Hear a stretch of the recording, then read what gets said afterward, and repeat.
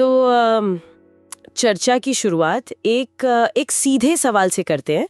सोचिए अगर कोई अपनी जिंदगी के 10 घंटे रोज सिर्फ पैसा कमाने में लगा रहा है, तो क्या वो कमाई क्या वो वाकई उन 10 घंटों के लायक है? ये सवाल मुझे पिछले हफ्ते तक बहुत सीधा लगता था। हाँ भाई, नौकरी है, करनी पड़ेगी। लेकिन फिर मैंने ये सोर्स पढ़ा। आज हम जिस सोर्स पर बात करने वाले हैं वो योर मनी और योर लाइफ नाम की एक किताब के विचारों पर आधारित है। और मैं साफ कर दूं, इसे सिर्फ एक फाइनेंस की किताब समझना बहुत बड़ी भूल होगी। ये असल में एक लाइफ डिजाइन मैनुअल है। इसने पैसे को लेकर मेरी पूरी सोच को हिलाकर रख दिया है। हमारा मकसद पैसे का मैनेजमेंट सीखना नहीं, बल्कि पैसे के साथ हमारे टूटे हुए रिश्ते को समझना और उसे ठीक करना है। आपने बात तो सही कही, लेकिन मैं इसमें एक चीज और जोड़ना चाहूंगा। लोग अक्सर सोचते हैं कि ये किताब सिर्फ पैसे बचाने के बारे में है, जबकि इसका असली फोकस समय बचाने पर है। वो समय, वो जिंदगी जो हम पैसा कमाने में लगा देते हैं। ये किताब हमें उस अंधी दौड़ से बाहर निकलने का, यूं कहिए कि एक नक्शा देती है, जिसमें हम ज्यादा कमाने के लिए ज्यादा खर्च करते हैं और फिर उस खर्च को पूरा करने के लिए और ज्यादा कमाने के जाल में फंस जाते हैं। बिल्कुल वही जाल। हाँ, वो जाल। चलिए उसी से शुरू करते हैं। इस किताब में जो पहला विचार है, उसने तो मेरा पैसे को देखने का नजरिया ही बदल दिया। इसमें कहा गया है कि हम काम पर अपना समय नहीं, अपनी जीवन ऊर्जा यानी लाइफ एनर्जी बेचते हैं। पहले तो मुझे ये थोड़ा अजीब लगा, पर फिर जब मैंने इसके बारे में सोचा तो लगा कि ये कितना गहरा सच है। हम हर रोज अपनी जिंदगी का एक हिस्सा, अपनी ऊर्जा का एक टुकड़ा पैसे के बदले में दे रहे हैं। और यहीं पर पूरा खेल बदल जाता है। हाँ, हर फैसला सब कुछ बदल जाता है। वो 500 रुपए की कॉफी अब 500 रुपए नहीं है। अगर आप 1 घंटे में 500 रुपए कमाते हैं, तो वो कॉफी आपकी जिंदगी के 1 घंटे की कीमत पर मिल रही है। वो 1 लाख का फोन आपकी जिंदगी के 200 घंटों के बराबर है। बाप रे। तो अब सवाल ये नहीं है कि क्या मैं ये फोन खरीद सकता हूँ, सवाल ये है कि क्या ये फोन मेरी जिंदगी के 200 घंटे यानी लगभग 25 दिन 8-8 घंटे काम करने के लायक है। सही बात है। और जब ये सवाल दिमाग में आता है तो अचानक बहुत सी चीजें फिजूल लगने लगती हैं। वो महंगी घड़ी जो सिर्फ समय बताने का काम करती है, उसके लिए हम अपनी जिंदगी के 500 या 1000 घंटे दे रहे हैं। ये सोच ही डरावनी है। हम असल में पैसे नहीं, अपनी जिंदगी खर्च कर रहे हैं। यहाँ दिलचस्प बात यह है कि ये सोच हमें सिर्फ एक उपभोक्ता या कंज्यूमर होने से बचाती है। ये हमें अपनी जीवन ऊर्जा का मैनेजर बना देती है। हम ज्यादा जागरूक हो जाते हैं। हम हर खर्च को एक इन्वेस्टमेंट की तरह देखने लगते हैं। क्या मैं अपनी जीवन ऊर्जा का ये हिस्सा इस चीज में लगाकर बदले में उतनी खुशी, उतना सुकून या उतना मूल्य पा रहा हूं? और ज्यादातर मामलों में जवाब नहीं होता है। ठीक है, तो अगर हम अपनी हर खरीदारी को जीवन ऊर्जा के घंटों में देख रहे हैं, तो इसका एक और मतलब निकलता है। हमें ये भी तो पता होना चाहिए कि हम 1 घंटा काम करके असल में कितनी जीवन ऊर्जा कमा रहे हैं। जो हमारी सैलरी स्लिप पर लिखा है, क्या वो सच है? किताब कहती है बिल्कुल नहीं। हाँ, और ये इस पूरी फिलॉसफी का दूसरा सबसे बड़ा शौक है। जिसे हम अपनी सैलरी समझते हैं, वो हमारी असल कमाई है ही नहीं। किताब हमें हमारी रियल इनकम या असली आमदनी कैलकुलेट करने को कहती है। इसका एक फॉर्मूला है, लेकिन उसे रटने की जरूरत नहीं। बस लॉजिक समझिए। आपकी सैलरी में से वो सारे खर्चे घटा दीजिए जो आपको सिर्फ उस नौकरी को करने के लिए करने पड़ रहे हैं। चलिए इससे एक उदाहरण से समझते हैं, क्योंकि जब मैंने ये हिसाब लगाया तो मेरे होश उड़ गए थे। मान लीजिए किसी की सैलरी 1 लाख रुपए महीना है। सुनने में बहुत अच्छा लगता है। वो दिन में 8 घंटे और महीने में 22 दिन काम करता है, यानी 176 घंटे। तो कागज पर उसकी प्रति घंटा कमाई हुई लगभग 568 रुपए। सही है। अब असलियत देखते हैं। मान लीजिए वो ऑफिस आने जाने में रोज 2 घंटे लगाता है और 10,000 रुपए महीने का पेट्रोल या ट्रांसपोर्ट का खर्च है। ऑफिस के कपड़ों और रखरखाव पे 5,000 और खर्च होते हैं। ऑफिस में दोस्तों के साथ महंगा लंच और कॉफी पे 8,000 और लग जाते हैं। और सबसे जरूरी, काम के तनाव को कम करने के लिए वीकेंड पर जो पार्टियां, शॉपिंग या बाहर घूमना होता है, उसका खर्च 15,000 और जोड़ लीजिए। तो 1 लाख की सैलरी में से 10, 5, 8, 15 यानी 38,000 रुपए तो सिर्फ नौकरी बनाए रखने में ही खर्च हो गए। तो उसकी असल कमाई हुई 62,000 रुपए। और उसने काम सिर्फ 176 घंटे नहीं किया, आने जाने के 2 घंटे रोज के हिसाब से महीने के 44 घंटे और जोड़ दीजिए तो कुल घंटे हुए 220। अब 62,000 को 220 से भाग दीजिए और नतीजा आता है लगभग 281 रुपए प्रति घंटा। कहाँ 568 रुपए और कहाँ 281।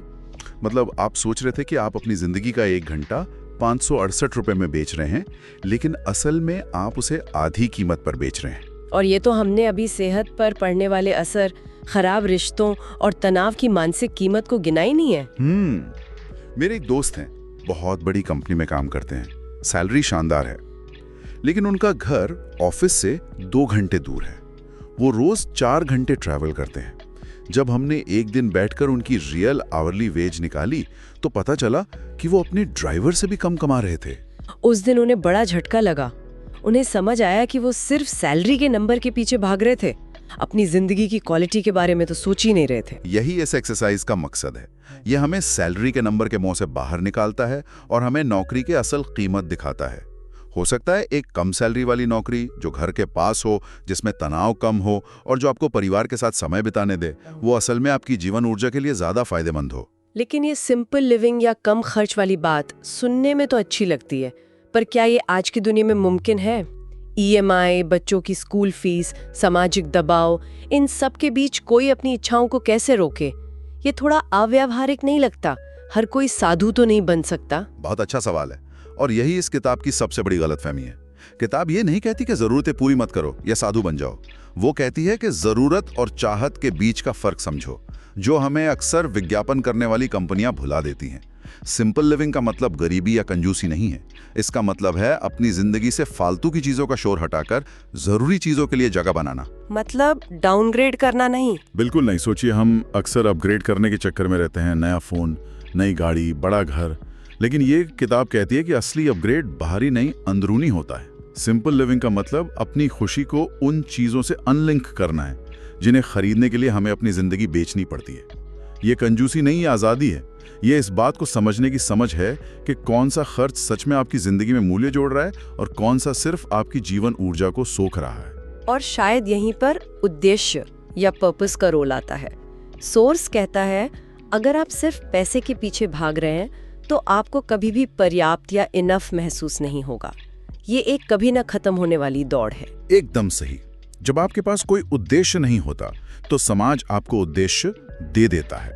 बड़ा घर खरीदो, महंगी गाड़ी लो, ब्रांडेड कपड़े पहनो। लेकिन जब आपका अपना उद्देश्य साफ होता है, जैसे मुझे अपने बच्चों को अच्छी शिक्षा देनी है, या मुझे दुनिया घूमनी है, या मुझे अपना कोई स्किल बेहतर करना है, तब आपके खर्च अपने आप उस उद्देश्य के हिसाब से ढल जाते हैं। तब आपको 10,000 रुपए की जीन्स फिजूल लगती है, क्योंकि आप जानते हैं कि वो 10,000 रुपए आपको आपके असली लक्ष्य के ज्यादा करीब ले जा सकते हैं। तो उद्देश्य एक फिल्टर की तरह काम करता है, जो बताता है कि कौन सा खर्च जरूरी है और कौन सा नहीं। पैसा कमाना तब बोझ नहीं लगता, क्योंकि वो आपके बड़े लक्ष्य को पूरा करने का एक साधन बन जाता है, खुद मंजिल नहीं रहता। बिल्कुल। उद्देश्य आपको बताता है कि पर्याप्त कितना है। जब आप उस मुकाम पर पहुंच जाते हैं तो आप रुक सकते हैं और अपनी जिंदगी का आनंद ले सकते हैं, बजाय इसके कि आप और ज्यादा की अंधी दौड़ में भागते रहें। ये आपको उस चूहे दौड़ से बाहर निकलने का मानसिक दरवाजा लेता है। और शायद यही दरवाजा हमें आखिरी और सबसे बड़े कॉन्सेप्ट की तरफ ले जाता है, फाइनेंशियल इंडिपेंडेंस, यानी वित्तीय स्वतंत्रता। आमतौर पर जब हम ये शब्द सुनते हैं तो दिमाग में करोड़ों रुपए, बड़े बड़े बंगले और लग्जरी गाड़ियों की तस्वीर आती है। एक ऐसा सपना जो ज्यादातर लोगों को नामुमकिन लगता है। हाँ, और सोर्स इसी परिभाषा को तोड़ता है। वो कहता है, वित्तीय स्वतंत्रता का मतलब करोड़पति बनना नहीं, बल्कि उस स्थिति में पहुंचना है जब आपको पैसे के लिए अपनी जिंदगी बेचने की जरूरत ना पड़े। ये एक रकम नहीं, बल्कि एक अवस्था है, एक स्टेट ऑफ बीइंग है। इससे थोड़ा और साफ करेंगे, इसका मतलब क्या है? इसका सीधा मतलब है कि आपके निवेश या आपकी बचत से आने वाला पैसा, मतलब पैसिव इनकम, वह आपके महीने के खर्चों को पूरा करने के लिए काफी है। अब सोचिए, अगर आपने पिछले स्टेप्स को फॉलो करते हुए अपने खर्चों को कम कर लिया है, उन्हें अपनी जरूरतों और उद्देश्य के हिसाब से ढाल लिया है, तो आपको इस अवस्था तक पहुंचने के लिए करोड़ों की जरूरत नहीं है। जिसका खर्च कम है वो कम रकम के साथ भी इस अवस्था को पा सकता है। तो क्या इसका मतलब ये है कि कम खर्च करने वाला इंसान ज्यादा कमाने वाले लेकिन ज्यादा खर्च करने वाले इंसान से पहले फाइनेंशियली फ्री हो सकता है? 100%। यही इस किताब का सबसे क्रांतिकारी विचार है। वित्तीय स्वतंत्रता आपकी कमाई पर उतना निर्भर नहीं करती जितना आपके खर्च और बचत की दर पर करती है। एक इंसान जो 50,000 कमाकर 30,000 बचाता है, वो उस इंसान से कहीं पहले आजाद हो जाएगा जो 2 लाख कमाकर सिर्फ 20,000 बचाता है। वाह, ये तो पूरा समीकरण ही बदल देता है। तो आजादी का मतलब है कि आपके पास विकल्प है।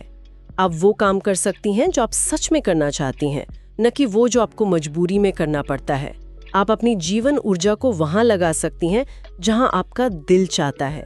ये आपको अपनी जिंदगी का कंट्रोल वापस अपने हाथों में देता है। यही इसका सार है, कंट्रोल एंड चॉइस, नियंत्रण और विकल्प। तो इस पूरी चर्चा को अगर समेटें तो योर मनी और योर लाइफ सिर्फ एक किताब नहीं बल्कि एक पूरा दर्शन है। यह हमें उस जाल से बाहर निकलने का रास्ता दिखाती है जहां हम ज्यादा कमाने के लिए ज्यादा खर्च करते हैं और फिर उस खर्च को पूरा करने के लिए और ज्यादा कमाना पड़ता है। अगर इन सभी विचारों को जोड़कर देखें तो एक चेन रिएक्शन सामने आता है। सबसे पहले जीवन ऊर्जा के कॉन्सेप्ट को समझना एक वेकअप कॉल है। ये हमें हमारी असली आमदनी की गणना करने पर मजबूर करता है, जो एक रियलिटी चेक है। इस समझ से सोच समझकर खर्च करने की आदत बनती है, जिसे एक उद्देश्य से ताकत मिलती है। और इन सब का अंतिम लक्ष्य सही मायनों में वित्तीय स्वतंत्रता हासिल करना है, जो कि असली आजादी है। जिंदगी का मकसद सिर्फ कमाना नहीं बल्कि जीना है, और ये किताब हमें उसी जीने की कला को फिर से डिजाइन करने के लिए प्रेरित करती है। जाते जाते सोचने के लिए एक सवाल छोड़ जाते हैं। अगर आज से हर खर्च को रुपयों में नहीं बल्कि अपनी जीवन ऊर्जा के घंटों में मापा जाए, तो हाल ही में किया गया कौन सा खर्च सबसे ज्यादा महंगा लगेगा, और क्या ये नया नजरिया भविष्य के फैसलों को बदल सकता है? अगर आपको ये वीडियो पसंद आया हो तो इसे लाइक कीजिए, शेयर कीजिए और सब्सक्राइब करना ना भूलिए, क्योंकि हम हर हफ्ते लाते हैं ऐसी किताबों की समरी जो आपकी सोच और जिंदगी दोनों बदल सकते हैं।